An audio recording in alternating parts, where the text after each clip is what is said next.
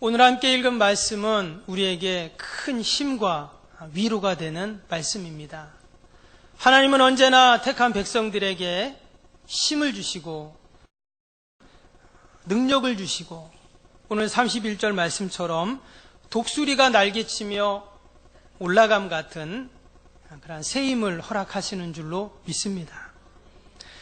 이사야서는 하나님께서 이사야 선지자를 통해서 하나님의 택한 백성들에게 말씀을 전하십니다. 그런데 1장에서부터 39장까지의 내용과 오늘 40장부터 이제 마지막 장까지의 내용은 완전히 다릅니다. 앞에 부분의 내용을 보면은 우울하고 암울한 이야기들을 하게 됩니다. 그들이 계속 실패하고 낙심하고 절망하고 또 한숨소리가 나옵니다. 그런데 이 40장부터는 완전히 달라집니다. 우리가 읽진 않았지만 40장 1절에 보면 이런 말씀이 나옵니다. 너희 하나님이 이르시되 너희는 위로하라. 내 백성을 위로하라. 1절에서부터 하나님의 위로가 선포되고 있습니다. 성경 연구가들은 그래서 이사야 1장부터 39장까지를 제1 이사야 또 40장부터를 제2 이사야라고도 이야기를 합니다. 그런데 이사야서가 이렇게 쓰여진 데는 하나님의 깊은 뜻과 섭리가 그 안에 담겨 있습니다. 제가 예전에 부교육자로 서울에 있을 때 한 번은 청년들하고 MT를 갔습니다. 어디로 갔냐면 스키장으로 갔어요. 처음 가봤는데 탈 줄을 모르잖아요. 그러니까 그 스키장 측에서 간단하게 이렇게 가르쳐 주더라고요.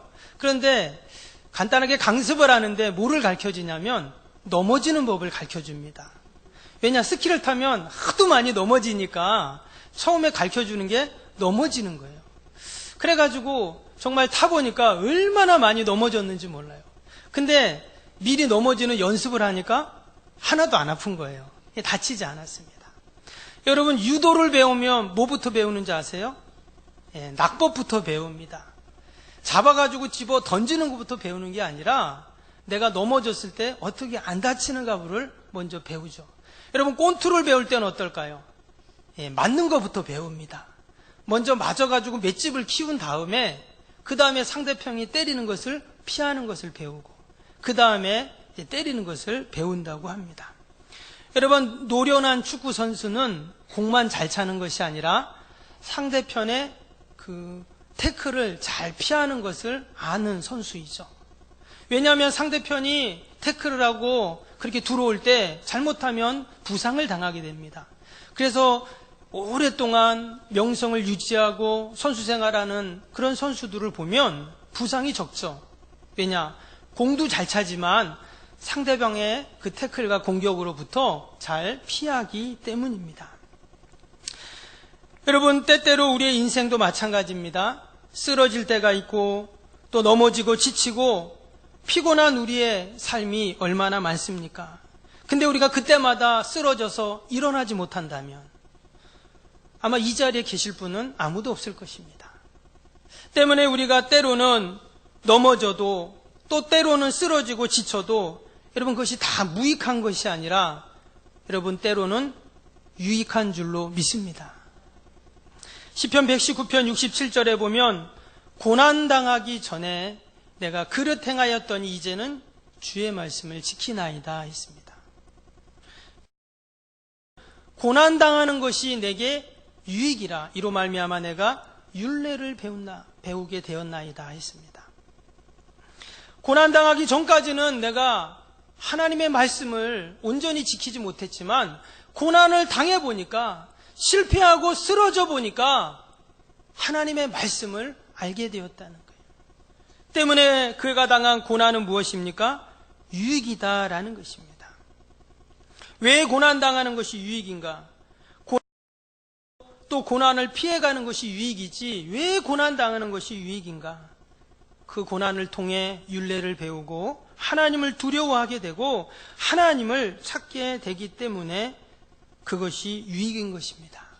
오늘 말씀에 보면 하나님께서는 곤비하고 피곤한 자에게, 지친 자에게, 실패한 인생들에게 위로의 소망의 말씀을 해주고 계십니다. 하나님은 피곤한 우리의 인생 가운데 어떤 말씀을 주십니까? 오늘 29절을 다시 한번 보겠습니다. 29절에 보니까 하나님께서는 피곤한 자에게 능력을 주신다 하셨어요. 여러분, 하나님께서는 피곤한 자에게 능력을 주시는 줄로 믿습니다. 여기서 능력이라는 말은 코아르라는 단어입니다. 이것은 외적인 물리적인 능력도 있지만 내적인 잠재적인 능력을 말합니다. 즉 우리의 마음의 힘을 말하는 것이죠. 여러분, 우리가 마음이 지치고 마음이 상하면 어떻습니까? 아무것도 할 수 없죠. 그래서 잠언 말씀에 보면 무릇 지킬 만한 것보다 내 마음을 지키라, 생명이 이에서 납니다 했습니다. 예전에 TV 예능 프로그램에 천하장사 이만기 씨가 나와서 이런 말을 하는 걸 보았습니다. 자기는 공포증이 있대요. 어떤 공포증이 있냐면 이 기차를 타거나 비행기를 타면 이 공포증이 있어서 잘 못한다는 거예요. 기차가 이렇게 터널을 지나갈 때 마치 터널이 무너지는 것 같은 마음이 들고, 비행기를 타다가 비행기가 떨어질 것 같은 그런 마음이 들어서 자기가 잘 못한다는 거예요. 지금은 많이 좋아졌지만 그러나 여전히 아직도 케이블카나 리프트나 놀이동산 가면 타는 거 있죠, 놀이기구. 아이들도 타는 그런 놀이기구를 자신은 잘 못한다는 거예요. 여러분, 이만기 씨가 천하장사를 몇 번 했습니까? 예, 많이 했죠. 예. 그런데 그렇게 힘이 센 사람이 아이들이 타는 놀이기구를 못 탄다는 거예요. 왜 그럴까요? 그 마음이 약하기 때문에 그런 것이죠. 일찍이 철학의 아버지라고 했던 아리스토텔레스는 이런 말을 합니다. 가장 큰 적은 자기 자신이요, 자기의 의욕 상실이다 했어요. 여러분, 외부에 적이 있지만 더 큰 적은 어디에 있습니까? 늘 내부에 있는 것이죠. 의욕을 상실하고 마음의 힘을 잃어버리면 아무것도 할 수 없어요. 그래서 우리가 그런 말도 하죠. 마음 먹기 달렸다. 내가 마음을 어떻게 먹냐에 따라 다른 것이. 그래서 일어날 기력도 없고 무엇을 해보고자 하는 의욕도 없고 사업을, 공부를, 또 어떤 계획과 소망들을 이루려고 할 때 마음의 힘이 얼마나 중요한가를 우리는 다시 한번 생각하게 됩니다. 구약에 엘리야라는 선지자가 있습니다. 이 엘리야 선지자는 불의 선지자, 또한 능력의 선지자라고 이야기합니다. 그는 갈멜산에서 이방 선지자 850명과 대결을 해서 당당하게 승리한 그러한 불의 선지자였습니다. 그런 이런 선지자가 열왕기상 19장에 보면 완전히 탈진을 해서 피곤하고 지쳐있는 그의 모습을 보게 됩니다. 그때 그가 하나님께 뭐라고 말하냐면요, 열왕기상 19장 4절에 이렇게 말합니다. 자기 자신은 광야로 들어가 하룻길쯤 가서 한 노된 나무 아래 앉아서 자기가 죽기를 원하여 이르되 여호와여, 넉넉하오니 지금 내 생명을 거두시옵소서. 나는 내 조상들보다 낫지 못하나이다. 한마디로 말하면 죽고 싶다는 거예요. 더 이상 하나님 이제 아무것도 못하겠습니다. 이제 죽겠습니다. 이런 고백을 하고 있는 거예요. 이전에 갈멜산에서 이방 선지자 850명과 당당하게 싸워서 승리했던 그 엘리야의 모습은 간대었고 너무나도 지치고 피곤하고 낙심이 되고 초라한 선지자의 모습을 우리는 보게 됩니다. 여러분, 우리도 이럴 때가 있죠. 내가 계획한 일대로 잘 안 되고 또 어떻게 해야 할지도 모르겠고 아무리 기도하지만 전혀 응답이 없는 것 같은, 여러분, 이럴 때가 우리의 삶 가운데도 있습니다. 그러면 지치게 되고 피곤하게 되고 낙심하게 되고 에라 모르겠다, 될 대로 되라, 이런 마음들이 우리 가운데 찾아오게 되는 것입니다. 여러분, 이럴 때 하나님이 저와 여러분을 찾아오시는 줄로 믿습니다. 하나님이 엘리야 선지자를 찾아가십니다. 그래서 그에게 구운 떡과 마실 물을 주시고 그를 푹 쉬게 하신 다음에 다시금 그에게 새 힘을 불어 넣으십니다.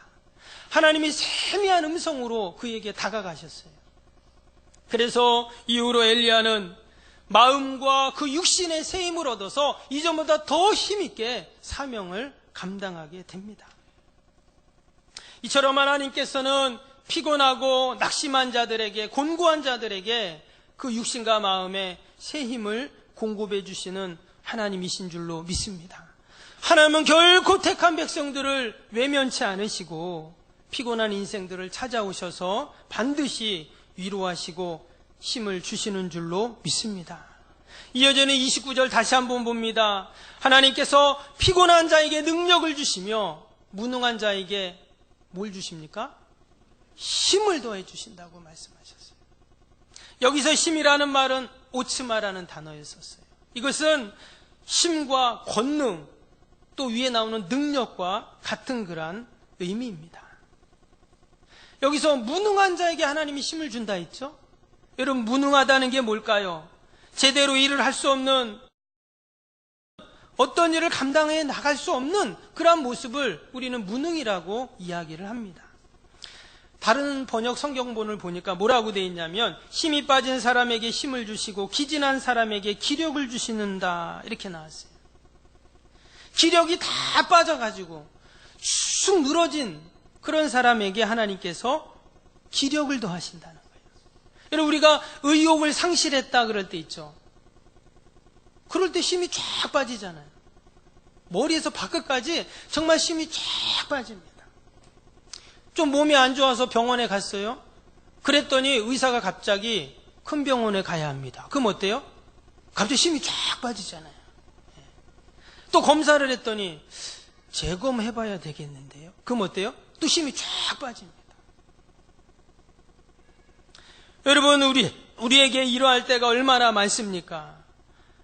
힘이 쫙 빠지고 기력이 없고 무기력해질 때, 마귀가 우리를 계속 조롱하지만 상대할 능력이 없고, 또 어둠의 밧줄에게 우리가 묶여갖고 질질 끌려가는 듯한, 여러분, 그러한 우리의 모습이 있습니다.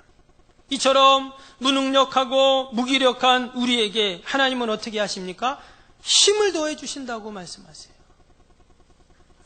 1837년 6월에 18살의 나이로 빅토리아 여왕이 영국의 여왕이 됩니다.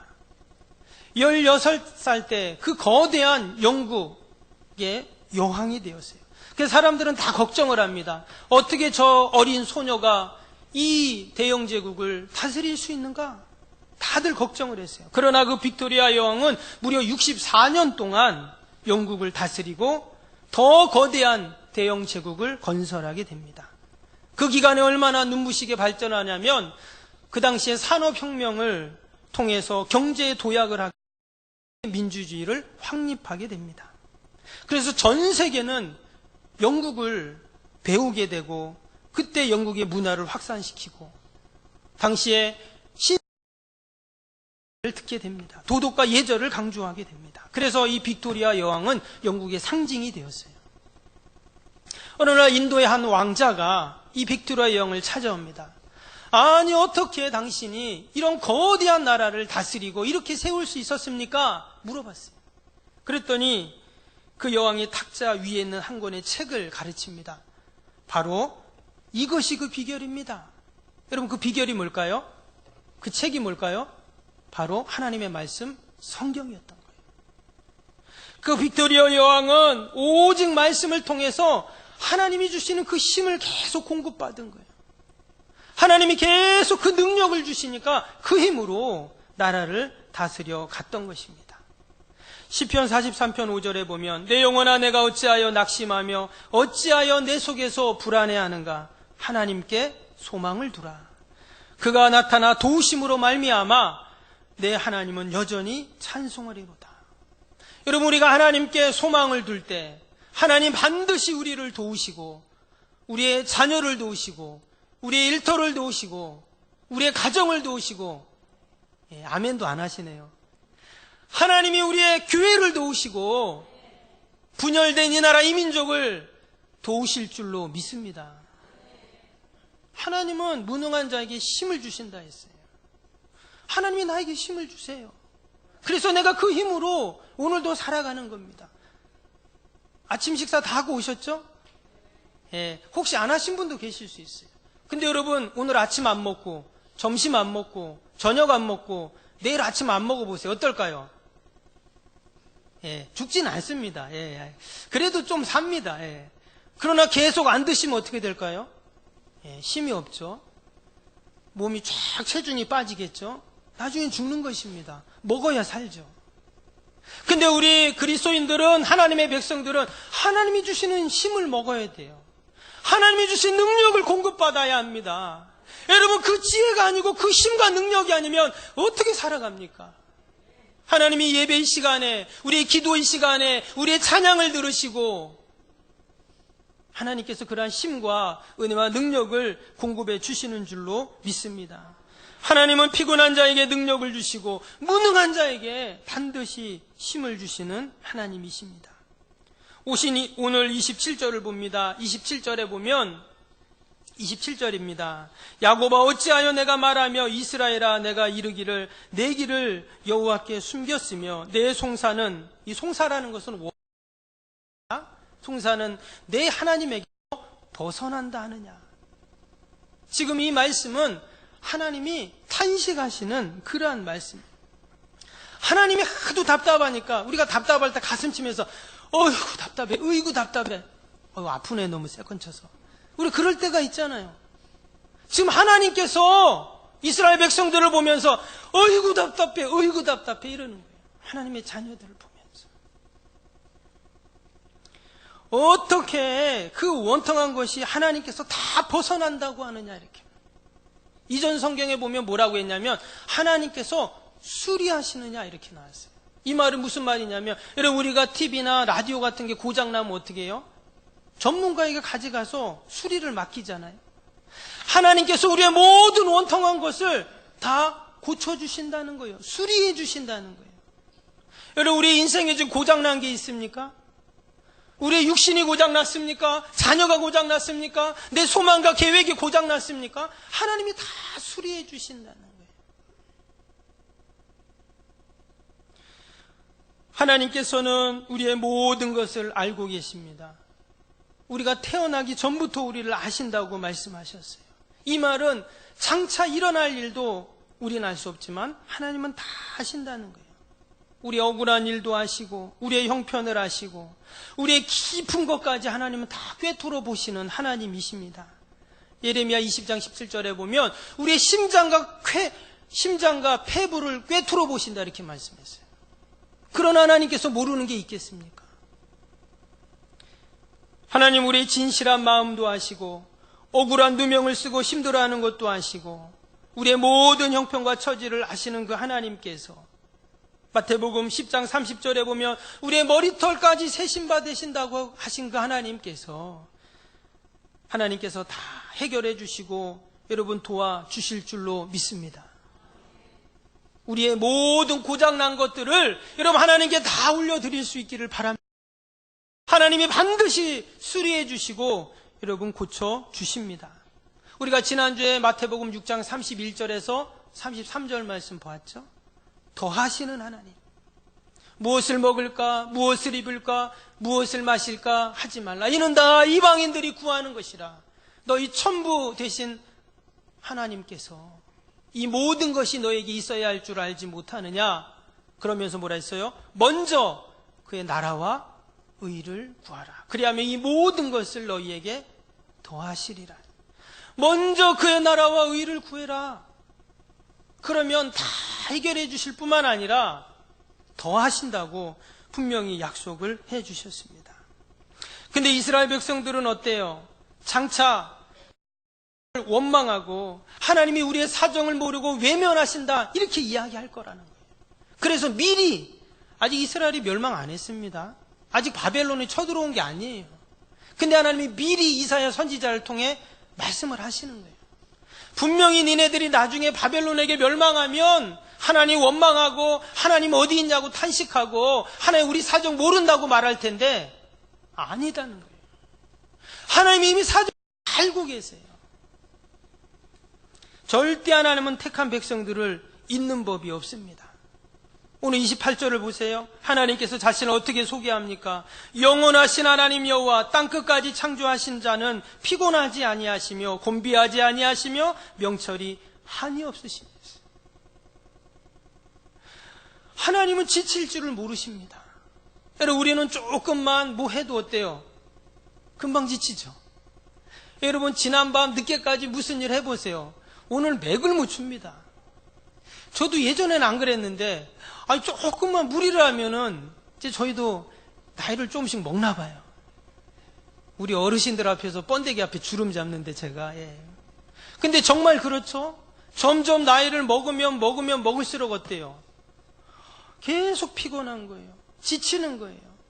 금방금방 회복이 안 돼요. 근데 하나님은 어떠세요? 하나님은 피곤하지 않으시고 곤비하지 않으신다 했어요. 하나님은 지치질 않으세요. 하나님에게는 피곤한 것이 없으세요. 그 하나님께서 자기 백성들을 지켜주시는 거예요. 여러분, 피곤한 사람이 어떻게 피곤한 사람을 지켜줍니까? 못 지킵니다. 근데 절대 피곤하지도 않고 곤비하지도 않은 그 하나님이시기 때문에 우리를 늘 지켜주시고 보호하시는 줄로 믿습니다. 또 하나님은 어떤 하나님이세요? 명철이 한이 없다 그랬어요. 이 말은 다른 말로 하면 전지전능하신 하나님이라는 말이에요. 하나님에게 모든 것이 능하시고 모든 것을 아신다는 거죠. 명철이 한이 없으세요. 끝이 없으세요. 여러분, 그 하나님께서 우리의 형편을 아시기에 우리를 돌봐주시고 우리에게 능력을 주시고 힘을 주시는 줄로 믿습니다. 사무엘상 2장 6절 7절에 보며 여호와는 죽이기도 하시고 살리기도 하시며 음부에 내리기도 하시고 올리기도 하시고 또 어떻게 하세요? 가난하게도 하시고 부하게도 하시고 낮추기도 하시고 높이기도 하시는 분이 하나님이세요. 때문에 우리는 늘 하나님만을 의지해야 돼요. 내 힘으로, 내 능력으로, 내 경험으로, 내 감정으로 안 됩니다. 오직 하나님께 우리의 모든 생사화복이 다 달려있기 때문에 하나님께 맡기면 돼요. 저와 여러분이 늘 하나님을 의지하고 하나님께 맡기는 저와 여러분이 되실 수 있기를 바랍니다. 오늘 말씀 보세요. 하나님의 능력과 새 힘을 주시기 위해서 우리에게 꼭 필요한 것이 있다고 말씀합니다. 우리에게 필요한 것이 뭡니까? 오늘 31절 다시 봅니다. 31절 말씀에 오직 여호와를 앙망하는 자는 했어요. 오직 여호와를 앙망하는 자. 하나님이 우리에게 능력을 주시고 우리에게 힘을 주시는데 우리가 해야 할 일이 있다는 거예요. 어떻게 합니까? 오직 여호와를 앙망하는 거예요. 그럴 때 하나님께서는 독수리가 날개침이 올라간 같은 힘을 주시고 다른 박질하여도 곤비하지 아니하고 걸어가도 피곤하지 않는 여러분 그런 힘을 계속 부어 주실 줄로 믿습니다. 여기서 앙망한다는 말은 카바라는 단어입니다. 몸을 비틀 정도로 여러분 오징어 구울 때 어떻게 됩니까? 막 이렇게 오징어 덕장 하시는 분들 다 아시죠? 막 이렇게 비틀어 가지고 막 그러한 몸을 비틀 정도로 간절한다는 뜻은 알죠? 간이 저리저로 간절하게 전심전력을 다해서 바라보는 것을 앙망이라고 합니다. 하나님이 주시겠지 이게 아니에요. 몸을 비틀고 전심전력을 다해서 하나님만이 소망입니다. 하나님이 우리의 자녀를 돌봐주셔야 합니다. 하나님이 우리의 사업을 지켜주셔야 합니다. 하나님이 민족을 하나님이 보살펴 주십니다. 이렇게 우리의 시선을 하나님께 고정할 때 하나님께서 우리에게 새 힘을 주시고 능력을 주시는 줄로 믿습니다. 여러분 전기 면도기를 사용해 보면 처음에는 윙하고 얼마나 잘 됩니까? 그런데 계속 하다 보면 이 소리가 점점 약해지죠. 그러면서 이 돌아가는 그 모터도 점점 약해집니다. 그리고는 나중에는 이제 멈춰버려요. 그럼 어떻게 해야 될까요? 충전을 해야죠. 충전 안 하고 계속 쓸 수가 없습니다. 그런데 다시금 충전을 하면 어떨까요? 다시 윙 하고 면도가 잘 됩니다. 여러분, 우리가 늘 하나님 앞에 충전을 받아야 할 줄로 믿습니다. 우리가 여호와를 앙망하지 않으면 하나님이 주시는 그 새 힘과 능력을 우리는 공급받을 수가 없는 것입니다. 태양열판이 태양에서 공급해 주시는 그 열을 계속 받아야 전기가 충전이 되어서 그렇게 발전기를 돌려 전기를 사용하는 것처럼, 여러분, 우리에게 하나님을 늘 바라볼 때 하나님이 주시는 새 힘을 우리는 공급받게 될 줄로 믿습니다. 시편 69편 3절에 보니까 시편 기자는 이렇게 고백했어요. 내가 부르짖음으로 피곤하여 내 목이 마르며 내 하나님을 바람으로 내 눈이 쇠하였나이다. 저는 이 말씀을 묵상할 때마다 하나님께 부르짖어서 목이 다 말라버려요. 얼마나 하나님을 바라보는지 눈이 쇠했다 그랬어요. 다른 성경을 보면 눈이 충혈됐다 그랬어요. 얼마나 하나님을 바라보는지 눈이 충혈됐어요. 저번에 보니까 우리 집 애들이 막 눈이 충혈이 됐어요. 야, 그래서 얘네들 이렇게 충혈됐나 봤더니 하도 핸드폰을 바라봐가지고 눈이 충혈된 거예요. 여러분, 우리가 뭘 바라봐야 될까요? 여러분, 하나님을 바라보고 하나님을 앙망할 때, 심지어 시편 기자처럼 눈이 충혈될 정도로 하나님을 바라볼 때, 여러분, 하나님이 주시는 그 힘과 우리가 능력을 충전받게 될 줄로 믿습니다. 여러분, 돋보기 있죠? 돋보기로 햇빛을 탁 모읍니다. 그럼 어때요? 예, 종이가 탑니다. 나뭇잎이 타요. 여러분, 우리가 하나님을 앙망한다는 말이 바로 그 말이에요.